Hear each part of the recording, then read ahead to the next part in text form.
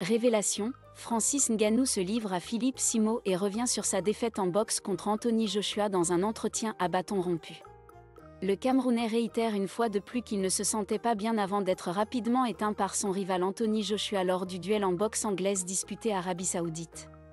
Après les révélations faites lors d'un live sur Instagram avec ses fans, The Predator est revenu sur cet échec face au youtubeur et entrepreneur Philippe Simo. C'était déjà une journée un peu bizarre, très bizarre, a expliqué Francis Ngannou.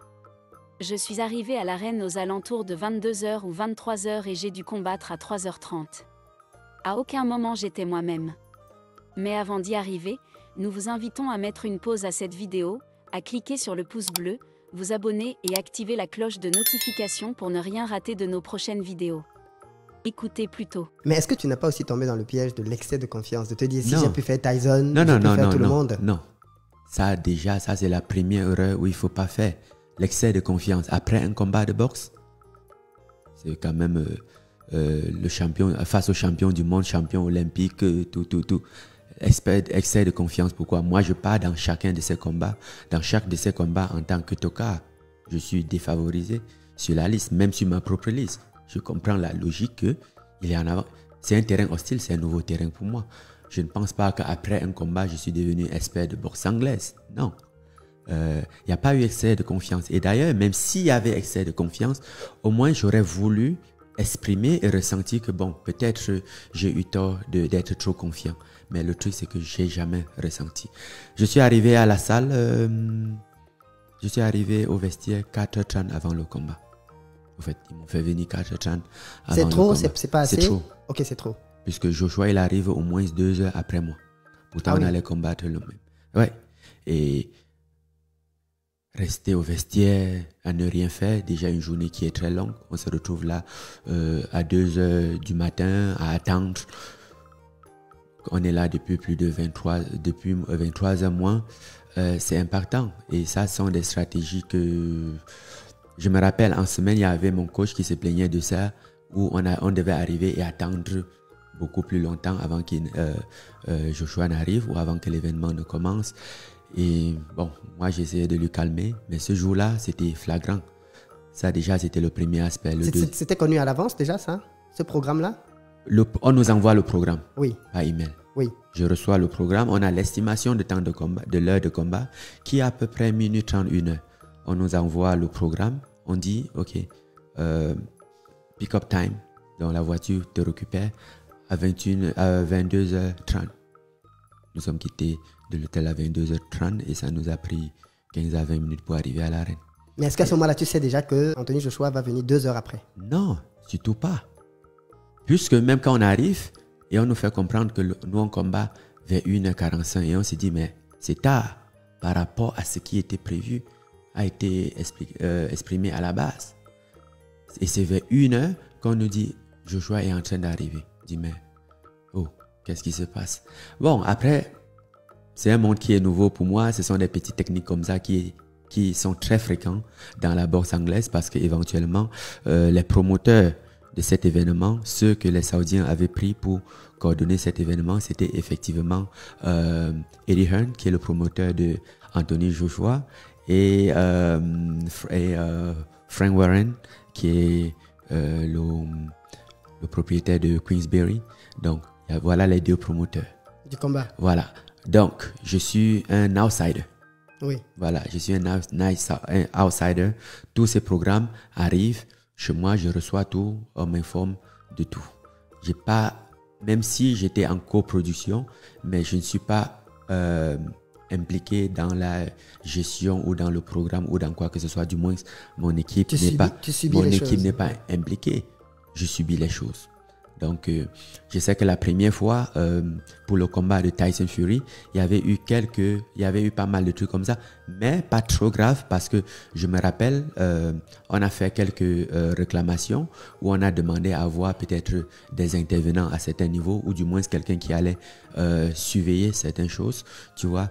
Mais je pense que cette fois-ci, après le combat de Tyson Fury, il était quand même question de créer des angles morts. Des endroits, des zones d'ombre où je ne pouvais pas voir de ma position.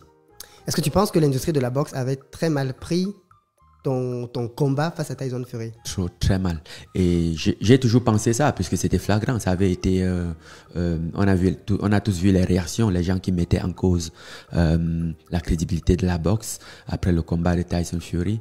Et on était tous conscients qu'ils allaient vouloir redorer leur image. Mais à quelle façon? Et on savait tout ça, parce que même la semaine du combat, il y a des journalistes qui me posaient des questions à savoir, mais ça ne te dérange pas qu'on veut que, tel veut que Joshua gagne pour qu'il combatte Fury finalement? Je me dis, mais ça ne me dérange pas. À partir du moment où je peux entrer dans le ring et combattre Joshua, nous serons tous les deux dans le ring et il y aura que nous deux pour combattre. Si j'ai cette opportunité, je combats. Si je gagne, je gagne. Si je perds, je perds. Mais l'essentiel pour moi, c'est d'entrer dans ce ring et donner le maximum de moi. Ce qui malheureusement fut un sentiment qui a été, selon moi, où je n'ai pas pu exprimer. Ok. Si tu te rappelles bien, la dernière fois qu'on s'était vu, c'était à Abidjan. Je t'avais posé la question à l'époque de... Ouais. Tu ne parles que de Tyson Fury. Pourquoi tu ne t'ouvres pas à un combat avec Anthony Joshua de boxe? Et tu disais à l'époque que, pour le moment, ta priorité, ce serait un retour avec Tyson Fury. Qu'est-ce qui a fait le changement pour que tu te retrouves, non pas avec un retour avec Tyson Fury, mais un match avec Joshua? Non, c'était une proposition. Déjà le 23 décembre, quand Joshua combat en Arabie Saoudite, après sa victoire, je mets un tweet où je parle de son combat, félicitations et tout.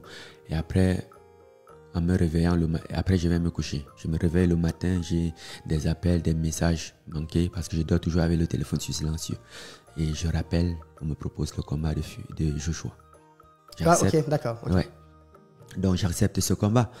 Mais toujours est-il que l'histoire de Tyson Fury, tu vois, avant de combattre Tyson Fury, ça faisait peut-être 4 ans qu'on s'est titillé.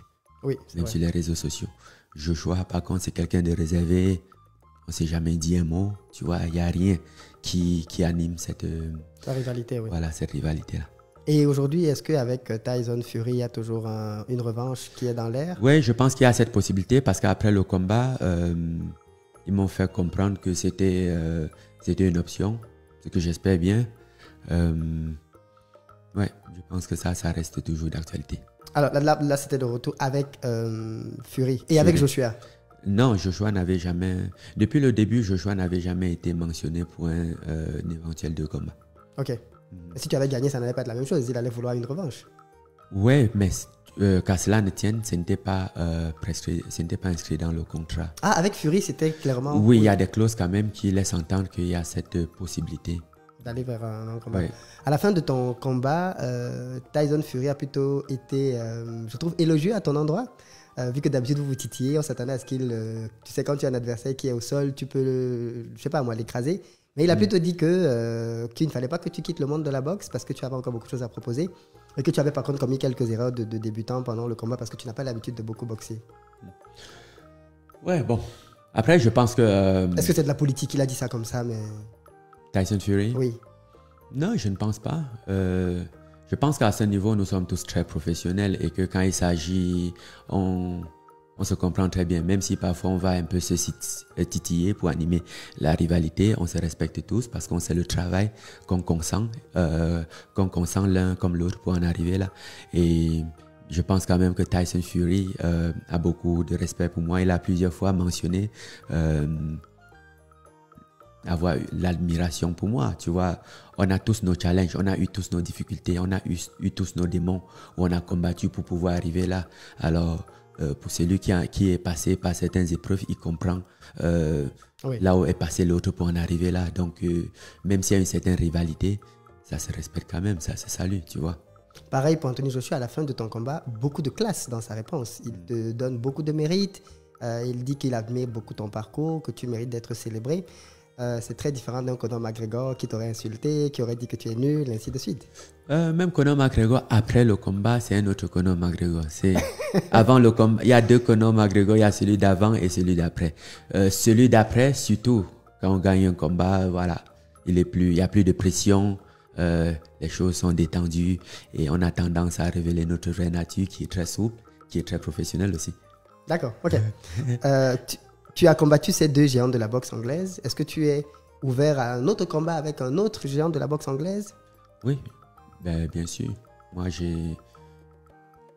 Je suis convaincu que les choses ne se sont pas passées comme ça aurait pu se passer. Pas que j'aurais pas pu perdre contre Joshua, mais de la façon dont le combat se passait, comment je me suis senti ce jour, je suis convaincu que ça aurait pu mieux se passer.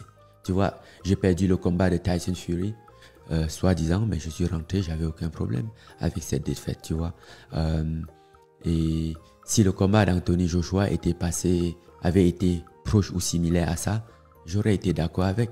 Parce que moi, gagner, c'est pas d'avoir la victoire. Gagner, c'est de combattre. C'est la combativité, tu vois. Le fait de tout donner, c'est ça pour moi, c'est gagner. Si je donne tout et que même si au final, j'obtiens pas la décision ou la faveur des juges, pour moi, j'ai gagné.